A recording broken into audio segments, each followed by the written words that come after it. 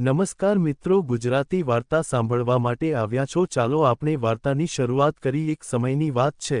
એક નાનકડા ગામમાં મયુરી અને હસમુખ નામના બે મિત્રો રહેતા હતા। મયુરી એક નમ્ર અને સંસ્કારવાળી છોકરી હતી, જે હંમેશા ગામના પ્રકૃતિના સૌંદર્યમાં મગન રહેતી હતી। હસમુખ એક ખૂણાની મીઠી લાગણીઓ ધરાવતો યુવક, એવી ક્ષણોમાં મયુરી સાથે વહેવાર કરતી વખતે હંમેશા મૌન રહીને નમ્રતાથી વાત કરતો। કેટલાક વર્ષો પહેલા ગામમાં કઠોર મૌસમના સમયમાં મયુરી અને હસમુખ એકબીજાને મળ્યા હતા।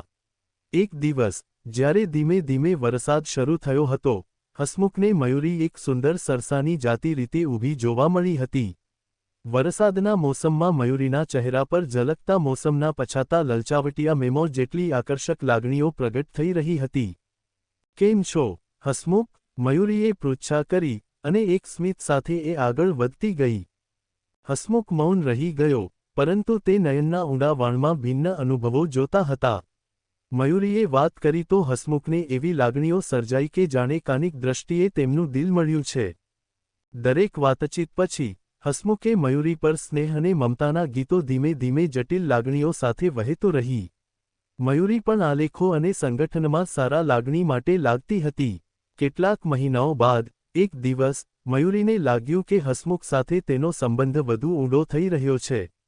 એક સાંજના સમયે જ્યારે સૂર્યાસ્તના હળવાઈ પળોમાં ખૂણાની વૃક્ષની નીચે લટકતા ચાંદની રેખાઓ તરંગિત થઈ રહી હતી, મયુરીએ હસમુખને પૂછ્યું, હસમુખ, તને લાગશે કે આપણે એકબીજાના સાથમાં રહીને આ પ્રેમના સંજોગમાં વધુ આગળ વધે? હસમુખ થોડો ભયભીત પરંતુ સાચો પ્રેમ ધરાવતો શાંતિથી તેણે જવાબ આપ્યો, હા મયુરી, તું એ છે જે મારી દરેક વિચાર અને લાગણીઓ સાથે મેળ ખાઈ શકે છે। આ મૌન સાંજ શરૂઆત હતી એક નવા પ્રેમની વાર્તાની, જ્યાં મયુરી અને હસમુખનું પ્રેમ પોતાનું સ્વરૂપ લઈને ભવિષ્યની રાહ પર ચમકતો રહ્યો। આ સાથે મયુરી અને હસમુખે એકબીજાને એવા સંબંધમાં બંધાઈને પ્રેમના નવા દરવાજા ખોલ્યા।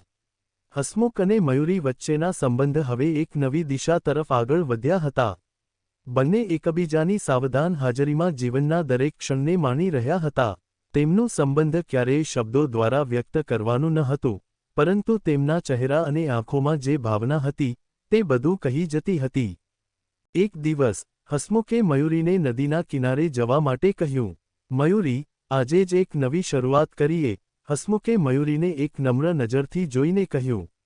મયુરી તેના દરિયાઈ મૌનને પસંદ કરતી હતી, પરંતુ જ્યારે હસમુખે કહ્યું, ચાલ થોડીવાર માટે અમારા વિચારો અને સંવાદને જમીન પર મૂકીએ, ત્યારે મયુરી સ્વીકારી ગઈ।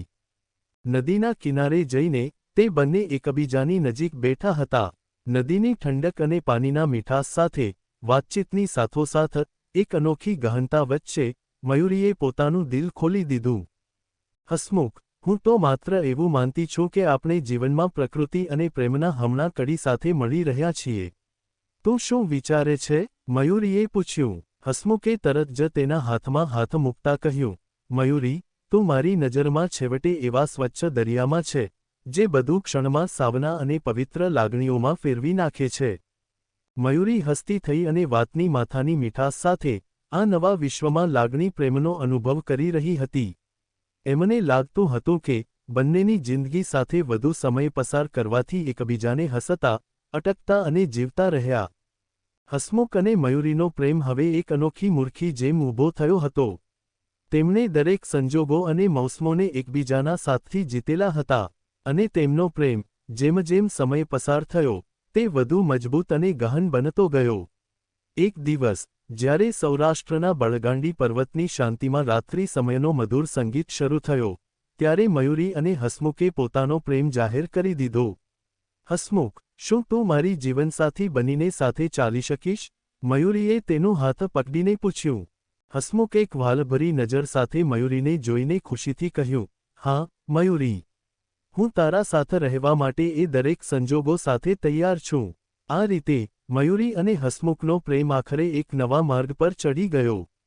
તેમની સ્નેહની કથા હવે એક પ્રેરણા બની રહી હતી, જેના વિશે દરેકને ખબર પડી। સ્ટોરી સાંભળવા માટે ચેનલને સબસ્ક્રાઇબ મિત્રો, ધન્યવાદ।